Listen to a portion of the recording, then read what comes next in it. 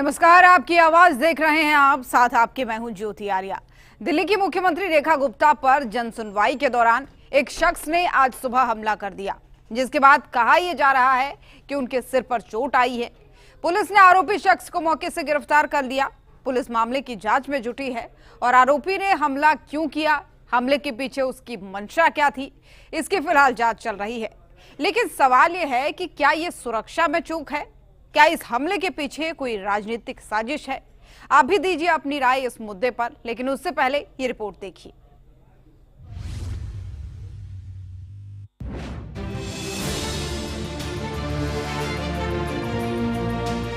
राजधानी दिल्ली की मुख्यमंत्री रोज की तरह सुबह होते ही अपने आवास पर जन सुनवाई करती हैं, जिससे लोगों की समस्याओं का समाधान हो सके। आज भी तड़के सुबह से ही मुख्यमंत्री रेखा गुप्ता रोज की तरह लोगों की समस्याएं सुनने में लगी हुई थीं। तभी एक शख्स अपनी समस्याओं को लेकर आता है और मुख्यमंत्री पर हमला कर देता है। कहा जा रहा है कि आरोपी शख्स कुछ कागज लेकर जन सुनवाई में आया हुआ था। इस दौरान उसने अचानक ही सीएम पर हमले की कोशिश की। चश्मदीदों का यहाँ तक कहना है कि आरोपी शख्स ने मुख्यमंत्री को थप्पड़ मार दिया, जिसे मौके से ही पुलिस ने गिरफ्तार कर लिया। तो यहाँ गेट पर आया तो भगदड़ मच गया कि लेडीज मुख्यमंत्री जी के थप्पड़ मार दिए। ये तो गलत हुआ ना। हम लोग आए थे सीवर के सुनवाई करने के लिए। वो जनता दरबार में गई थी, जनता दरबार में सुनवाई के लिए गई थी अंदर, उसी में थप्पड़ मार दिया। कोई जनता दरबार में जाएगा उसको थप्पड़ मारना गलत चीज है ना मुख्यमंत्री को। वहीं इस घटना ने दिल्ली की सियासत में भूचाल ला दिया है। सभी राजनीतिक पार्टियों के बयान अब आने लगे हैं और हर कोई इस हमले की निंदा कर रहा है। नहीं, देखिए, दुर्भाग्यपूर्ण है और हमारी दिल्ली की मुख्यमंत्री रेखा गुप्ता जी जिस गति के साथ दिल्ली के अंदर काम कर रही हैं और दिल्ली को एक नई दिशा दे रही हैं, और कई लोगों को मेरे ख्याल से आज नहीं हो रहा होगा कि क्यों गति से काम हो रहा है। दुर्भाग्यपूर्ण, उसकी जांच चल रही है और वो जो पुलिस है वो काम करेगी। आरोपी शख्स के बारे में दिल्ली के कैबिनेट मंत्री प्रवेश वर्मा और कपिल मिश्रा ने कहा कि हमले से पहले मुख्यमंत्री के घर की रेकी की गई थी। कपिल मिश्रा ने यहाँ तक कहा कि मुख्यमंत्री को जान से मारने की कोशिश थी। दिल्ली में एक ऐसी मुख्यमंत्री मिली है जो रोज अपने घर पर जन सुनवाई का कार्यक्रम कर रही थी। रोज 1000 से 2000 लोग उनके पास में पूरे दिल्ली एनसीआर से आते थे और वो बिना रोक टोक के, बिना कोई ज्यादा सिक्योरिटी के हर आदमी से मिला करती थी, उनकी समस्याएं सुना करती थी। तो आज जो भी हुआ है वो बहुत ही निंदनीय है कि जो हमला हुआ है ये कोई साधारण हमला नहीं है। ये कोई साधारण हमला नहीं है। जो हमला हुआ है बहुत ही नफरत से भरा हुआ, और एक तरह से ऐसा लग रहा है कि व्यक्ति जो है वो बहुत खराब इरादे के साथ, बहुत ही बुरे इरादे के साथ वो व्यक्ति आया था। हमला साधारण हमला नहीं है, बहुत ही गंभीर हमला है। वहीं दिल्ली बीजेपी प्रदेश अध्यक्ष वीरेंद्र सचदेवा ने बयान दिया कि एक युवक ने मुख्यमंत्री को एक कागज दिया और उन्हें आगे की ओर खींचा, जिससे उनका सिर टेबल से टकरा गया। फिलहाल मुख्यमंत्री सदमे में हैं, हालांकि उनका मेडिकल चेकअप हो चुका है और उनकी स्थिति स्थिर है। जन सुनवाई महिला हमारी मुख्यमंत्री करती हैं, लगातार जनता के बीच में रहती है। उस जन सुनवाई में अक्सर मुख्यमंत्री लोगों के पास जाके बात करती है, उसका उसने अवसर उठाया है, हाथ पकड़कर उनको खींचने की कोशिश की है।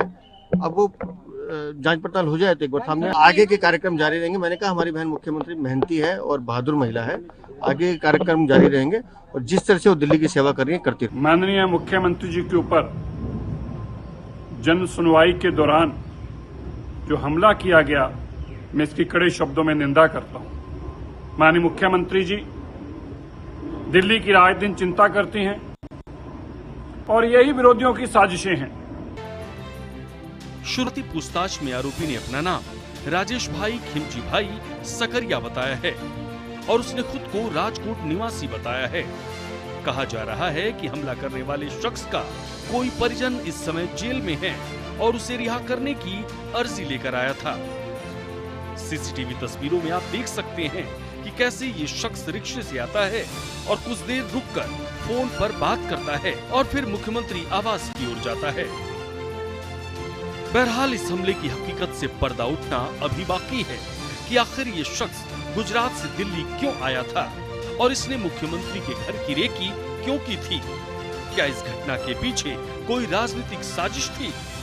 आखिर किस नियत से इस शख्स ने इस अमर्यादित घटना को अंजाम दिया, जो लोकतंत्र में कहीं से भी उचित नहीं ठहराया जा सकता है।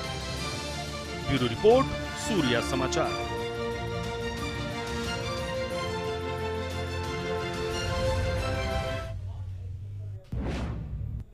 यकीनन देश की राजधानी दिल्ली में खासकर एक महिला मुख्यमंत्री पर हमला कई सवाल खड़े करता है। ऐसे में आज का मुद्दा है और सवाल यह है कि मुख्यमंत्री रेखा गुप्ता पर आखिर ये हमला क्यों हुआ।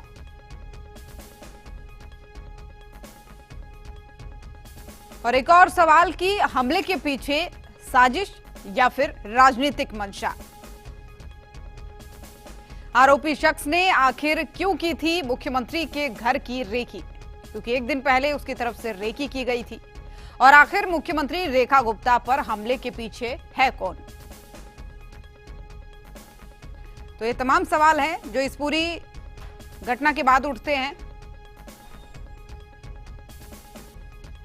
तो दिल्ली की मुख्यमंत्री रेखा गुप्ता पर जन सुनवाई करने के दौरान आज हमला हुआ। एक व्यक्ति ने, एक शख्स ने सुनवाई में पहुंच करके मुख्यमंत्री पर हमला किया।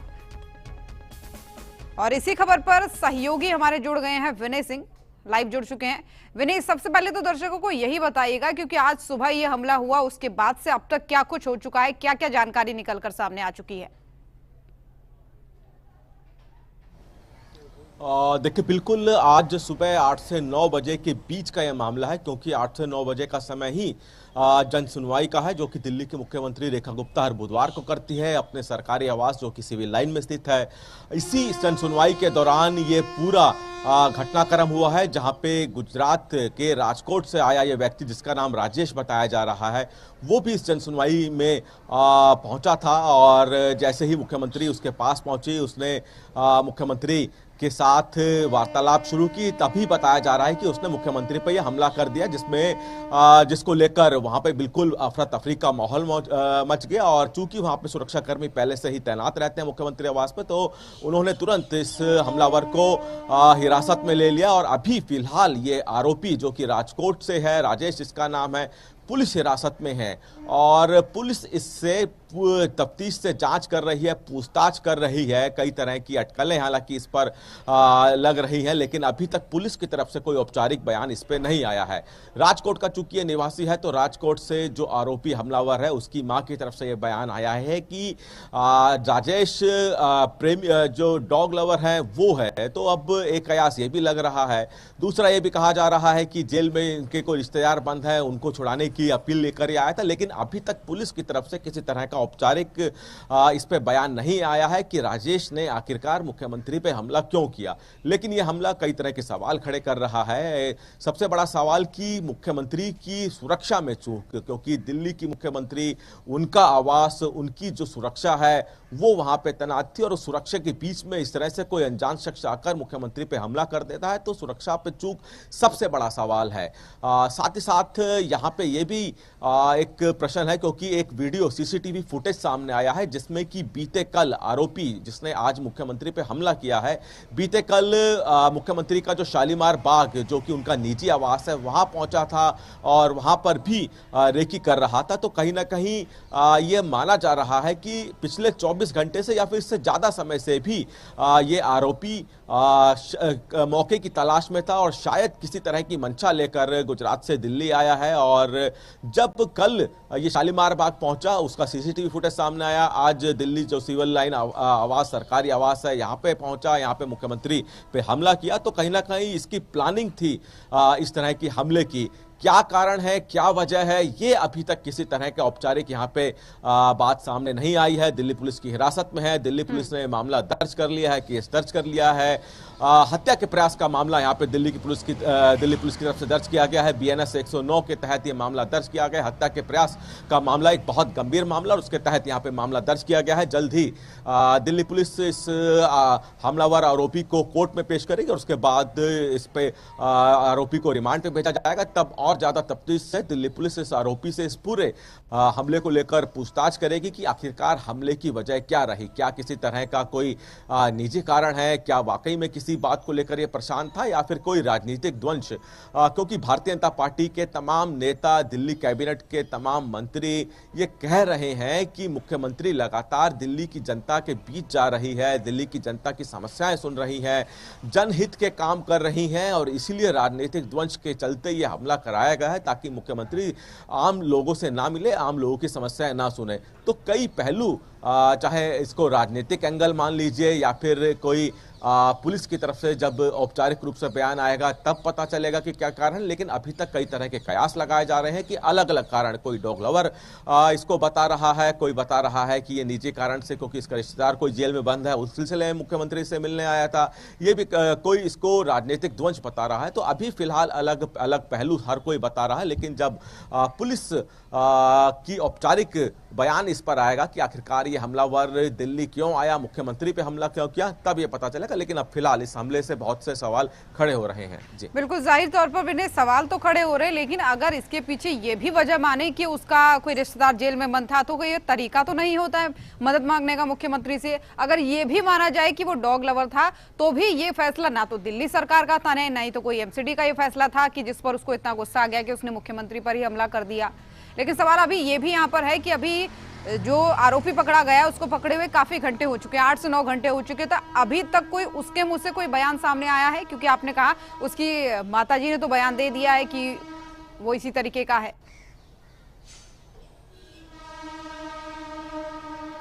देखिए, आरोपी पुलिस हिरासत में है तो आरोपी का कोई बयान नहीं आया। उनकी मां का, जो कि राजकोट गुजरात में है, राजकोट से यह बयान जरूर आया है कि वो डॉग लवर है।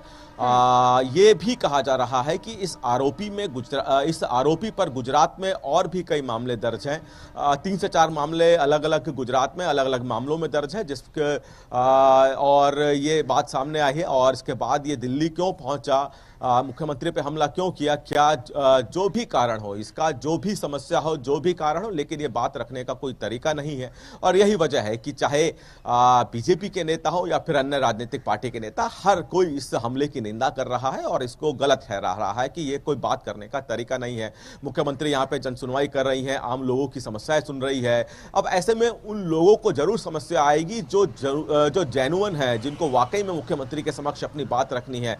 आज भी जब ये घटनाक्रम हुआ तो उसके बाद मुख्यमंत्री का जो जनसुनवाई का ये जो उनके आवाज पे नियमित रूप से चलता है, उसको तुरंत रोक दिया गया क्योंकि वहां पे अफरा तफरी का माहौल मच गया। और ऐसे में उन लोगों को लाजमी है कि परेशानी हुई होगी जो वाकई में परेशान है और जो वाकई में मुख्यमंत्री से मिलकर अपनी समस्या रखना चाह रहे थे। तो अब चूंकि आज जो भी मुख्यमंत्री के कार्यक्रम थे उनको रद्द किया गया, मुख्यमंत्री अपने आवास पर ही है अभी फिलहाल है। और लगातार सुबह से ही तमाम बीजेपी के नेता, चाहे दिल्ली कैबिनेट के मंत्रियों की बात की जाए, दिल्ली बीजेपी प्रदेश अध्यक्ष की बात की जाए या फिर दिल्ली के अलग अलग बीजेपी नेताओं की बात की जाए, लगातार मुख्यमंत्री आवास पर पहुंचकर उन्होंने मुख्यमंत्री के हालचाल के बारे में जाना और सारे घटनाक्रम की जानकारी ली। और इसीलिए तमाम राजनीतिक नेता, मंत्री इसको एक जानबूझकर किया हुआ हमला बता रहे हैं ताकि मुख्यमंत्री जनहित के काम ना कर सके, जनता के बीच मुख्यमंत्री ना जा सके।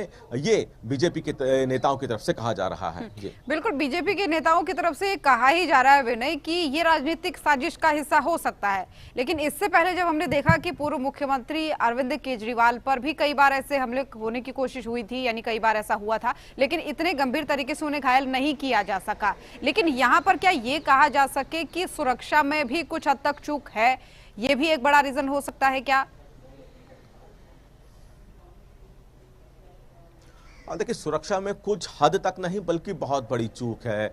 दिल्ली की मुख्यमंत्री का आवास, जहां पे यह घटनाक्रम हो, दिल्ली की मुख्यमंत्री का सरकारी आवास है और वहां पे गेट से लेकर जहां पे जनसुनवाई होती है वहां तक सुरक्षा के जो जवान हैं वो तैनात रहते हैं। डबल सिक्योरिटी होती है, क्योंकि एक तो मुख्यमंत्री आवास पर जो सिक्योरिटी के जो जवान होते हैं, जो पुलिस के जवान होते हैं वो तैनात रहते हैं, मुख्यमंत्री के साथ जो सुरक्षा जवान चलते हैं वो तैनात रहते हैं। तो ऐसे में सुरक्षा की बहुत बड़ी चूक है कि कोई मुख्यमंत्री के सरकारी आवास के भीतर उनके सुरक्षा कर्मियों के बीच में उनके ऊपर हमला कर देता है। तो ये छोटा मोटा मामला नहीं, बहुत गंभीर मामला है और लाजमी है कि इतने गंभीर मामले को लेकर दिल्ली पुलिस भी कहीं ना कहीं आने वाले दिनों में उन सुरक्षा कर्मियों पर कार्रवाई करते हुए दिखाई देगी जो उस वक्त वहां ड्यूटी पर थे, चाहे वो गेट पे तैनात हो या मुख्यमंत्री के साथ हो। आने वाले दिनों में आपको वो भी दिखेगा कि जब उन पुलिस वालों पर भी कार्रवाई होगी जो वहां पे सुरक्षा में तैनात है, कि उनकी मौजूदगी में कोई शख्स कैसे मुख्यमंत्री पे हमला कर देता है। क्योंकि जब शख्स या फिर जनसुनवाई का कोई भी व्यक्ति मुख्यमंत्री से मिलता है तो मुख्यमंत्री के साथ सुरक्षा के जो जवान हैं, जो उनके साथ नियमित रूप से चलते हैं,